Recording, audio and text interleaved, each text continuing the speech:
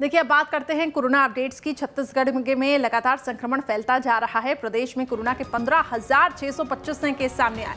Lockdown लगने के बावजूद भी 15,625 नए मामले मिलना अपने आप में बड़ी बात है। बीते 24 घंटे में प्रदेश में 151 कोरोना मरीजों की मौत हो गई। रायपुर में, जो कि इस वक्त एक बड़ा हॉटस्पॉट बना हुआ है, 2,225, 77 की मौत। दुर्ग में 1,679, 9 मरीजों की मौत। अपडेट्स के लिए मेरे सहयोगी छत्तीसगढ़ से आदित्य जुड़ चुके हैं। आदित्य, ये आंकड़े काफी ज्यादा खौफनाक है। 15,000 मामले एक दिन में, उसके ऊपर ये मामले पहुंचे हैं। लॉकडाउन लगने के बावजूद भी ऐसे हालात हैं। टेस्टिंग ज्यादा की गई, क्या अपडेट्स हैं?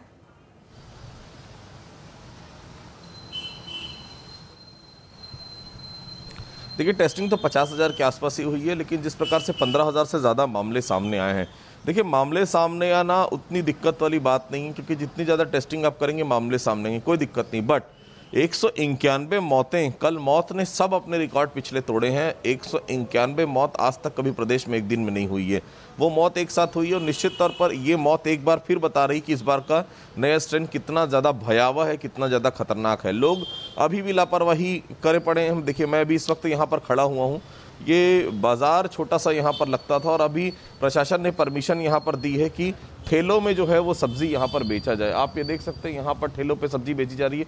उस तरफ आगे भी मैं चाहूँगा कैमरामैन आपको दिखाए कि यहाँ से देखिए, ये आगे में भी ये देखिए, इस तरफ से ये यहाँ पर सब्ज़ी बाज़ार, यहाँ पर छोटा सा ये ठेला लगाया गया। लेकिन लापरवाही कितनी है, बहुत सटे सटे, कोई मास्क नहीं पहना है, कुछ नहीं चीज़ें, ये सब चीज़ें जो नज़र आ रही है, ये हम कहीं ना कहीं ये देख सकते हैं। ये स्थिति बहुत ज़्यादा ख़राब हो रही है।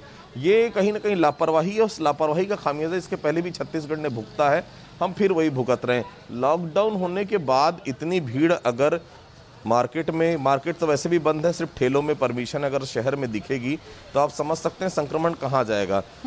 कोरबा की जो घटना का थोड़ी देर पहले आप जिक्र कर रहे थे, देखिए लॉकडाउन है तो लॉकडाउन का उल्लंघन हो रहा है, तभी इतनी सारी घटनाएं हो रही हैं। लॉकडाउन को पुलिस को कड़ाई से करना पड़ेगा, नहीं तो ये मौत का आंकड़ा जो बढ़ रहा है, अस्पताल में तो वैसे भी बेड नहीं है, ऑक्सीजन बेड पूरे फुल हैं, आईसीयू बेड पूरे फुल हैं। निजी अस्पताल में जिसमें 20-20 बिस्तर है, उन्होंने अपने अस्पताल को कोविड अस्पताल बना दिया, वो तक फुल है। उसके बाद भी मरीजों के आने का सिलसिला नहीं थम रहा है। लाशें इतनी है कि शमशान घाट की जगह कम पड़ जा रही है। ये तो दिक्कत बहुत ज़्यादा जा रही है। कल ही सरकार ने एक बड़ा निर्णय लिया कि ऑक्सीजन जो है अब औद्योगिक उपयोग के लिए नहीं दी जाएगी, केवल और केवल छत्तीसगढ़ में जो पेशेंट्स हैं उनके लिए वो ऑक्सीजन उपयोग में लाएगी। तो ये बड़ा डिसीजन है। जितनी जल्दी ये इंप्लीमेंट हो पाएगा उतना बेहतर है, क्योंकि जो भी मरीज पहुंच रहा है उसमें 100 में से 70 लोगों को अब जो है वो ऑक्सीजन की जरूरत पड़ रही है। ये स्थिति ज़्यादा चिंताजनक है। कोविड पॉजिटिव हो रहे हैं लोग, होम आइसोलेशन ले रहे हैं, ठीक हो जा रहे हैं, वो अलग चीज़ है। लेकिन अब का जो स्ट्रेन है वो ऑक्सीजन पे सीधा ला दे रहा है और धीरे धीरे ऑक्सीजन कम होती है, वेंटिलेटर पर आपको आना पड़ता है। वेंटिलेटर है नहीं आपके पास। छोटे छोटे जिले, बस्तर के जिले, छोटे छोटे जिले, कोरबा जहाँ पर आज मर्डर हुआ है, उस जगह पर 1,900, 700, 800 मरीज आ रहे हैं। कहाँ रखेंगे, जगह ही नहीं है आपके पास। बिलासपुर में 800-900 रोज मरीज आ रहे हैं। तो ये स्थिति थोड़ी थोड़ी चिंताजनक अब ज्यादा होते जा रही, क्योंकि छोटे जिले पहले इफेक्टेड नहीं थे, पहले पिछली स्ट्रेन में।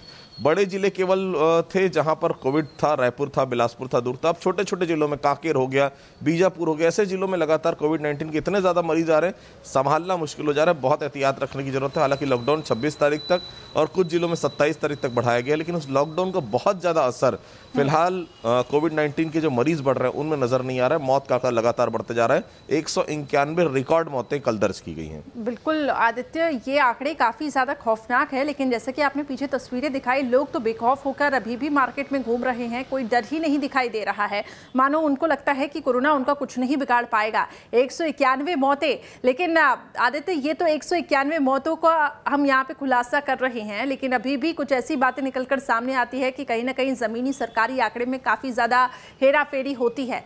तो क्या लगता है आपको, ये पीक और आगे कितनी ज्यादा बढ़ सकती है? सरकार की तैयारियां अभी क्या है इस नए स्ट्रेन को रोकने के लिए?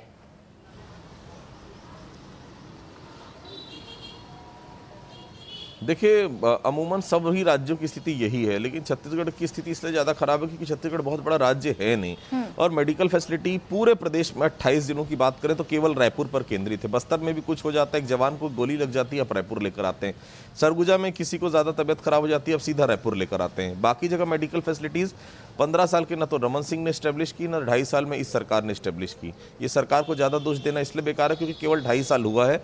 ऑक्सीजन बेड और वेंटिलेटर सरकार ने बढ़ाए हैं, 250 थे, अब 750 कर लिए। लेकिन अभी भी बस्तर में और एक सरगुजा, क्योंकि 3 कोने छत्तीसगढ़ की, तो रायपुर सेंटर है, इधर से सरगुजा और इस तरह से बस्तर, ये दोनों जगह आपको मेडिकल फैसिलिटीज बहुत ज़्यादा बढ़ानी पड़ेगी, क्योंकि हर चीज़ के लिए आप रायपुर पर डिपेंड नहीं रह सकते। आपको वहाँ पर सुपर स्पेशलिटी अस्पताल डालना पड़ेगा सरकार को, ताकि वहाँ के मरीजों का इलाज वहीं हो पाए।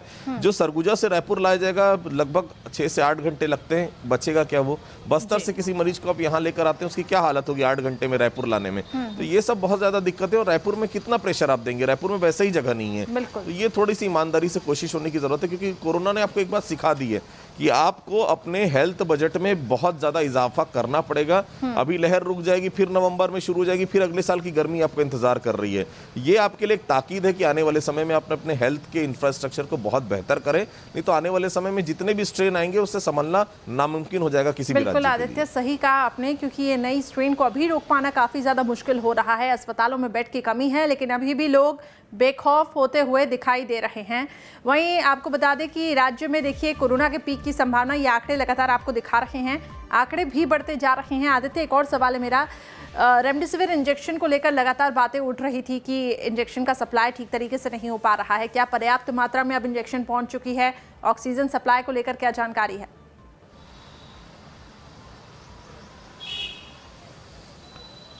अब तो और गफलत हो गई। देखिए पहले ये होता था कम से कम मेडिकल कॉम्प्लेक्स में जो डिस्ट्रीब्यूटर थे उनके यहाँ ये इंजेक्शन मिल जाता था। अब तो रेमडेसिविर के लिए सरकार ने अलग अलग नोडल बना दिए, कलेक्टर के हाथ में पूरी जवाबदारी सौंप दी है। ये कहा जाता है कि सीधा आप अस्पताल में पहुंचेंगे, आपको लाइन लगाने की जरूरत नहीं है। अस्पताल मरीज जाते तो वहां बोलते हैं रेमडेसिविर है ही नहीं।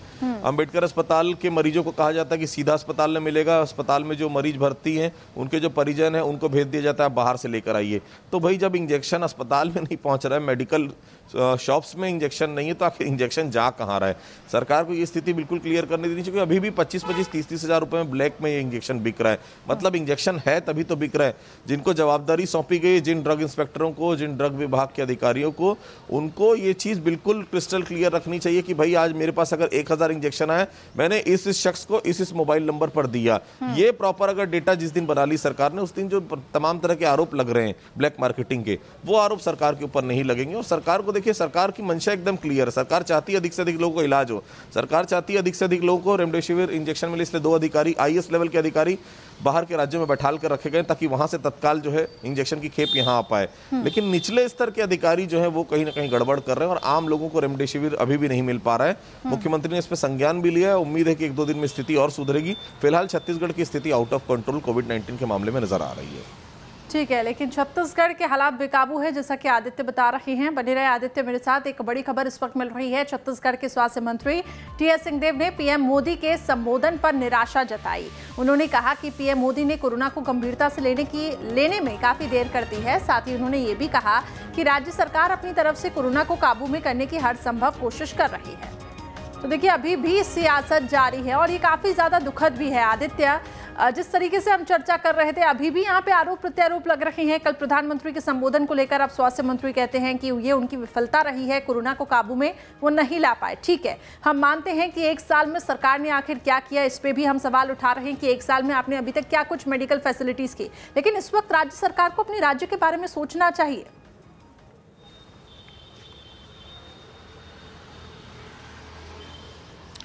देखिए, सबसे बड़ी बात है, मैं पिछले साल का आपको याद दिलाना चाहूँगा जब प्रधानमंत्री ने अचानक संबोधन देके पूरे देश में लॉकडाउन कर दिया था। सबसे ज़्यादा उस लॉकडाउन की बुराई अगर किसी ने की थी तो छत्तीसगढ़ सरकार ने की थी कि अचानक बंद कर दिया गया है, कोई दूरदर्शिता नहीं है, मजदूरों को मरने के लिए छोड़ दिया गया है। भाई अब जो है प्रधानमंत्री ने राज्यों के हाथ में छोड़ दिया है। अभी भी आपको दिक्कत है, उस समय अपने हाथ में ले लिया था तो दिक्कत है कि राज्य की कहीं ना कहीं आप अधिकार क्षेत्र में दखल अंदाजी कर रहे हैं। अब राज्यों के ऊपर छोड़ दिया है, इतना तक कह दिया कि लॉकडाउन अंतिम विकल्प है। कल जो मैं सुन रहा था उनका साफ तौर पर कहना था कि लॉकडाउन अंतिम विकल्प है, लेकिन छत्तीसगढ़ ने तो लॉकडाउन ले लिया है। यानी साफ है कि छत्तीसगढ़ को मालूम है ये उसके लिए अंतिम विकल्प था, क्योंकि स्थिति बहुत ज्यादा बढ़ गई है। क्योंकि आप थोड़ा सा आपको आराम बीच में डॉक्टर्स को देना पड़ेगा जब तक मरीज कम नहीं होंगे। देखिए, आप खुद समझ सकते हैं, पिछले साल भर से लगातार डॉक्टर्स मेहनत कर रहे हैं, लगातार जो है हेल्थ वर्कर्स काम पे आ रहे हैं। उनके दिल को भी समझिए, उनका भी परिवार है, उनकी भी खुद की जिंदगी है। पूरी तरह से वो निजी जिंदगी उनकी खत्म हो गई, कहीं ना कहीं बहुत ज्यादा पैनिक हो गया और बहुत ज्यादा थकावट आ गई उनके शरीर में।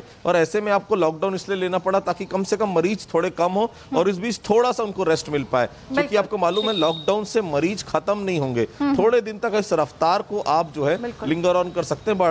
तो इसलिए थोड़ी सी दिक्कत आ रही है यहाँ पर। और फिलहाल स्वास्थ्य मंत्री ने प्रधानमंत्री के उद्बोधन का सीधे से खारिज किया और कांग्रेस ने भी यही बयान दिया है कि बहुत देर हो गई, 1 से 18 साल से ऊपर से जो आयु को इंजेक्शन लगने उसके लिए कोई तैयारी नहीं है अभी तक, आपने कुछ पैसे भी नहीं दिए छत्तीसगढ़। तो कुल मिलाकर राजनीतिक आरोप प्रत्यारोप इस भाषण के बाद जारी है।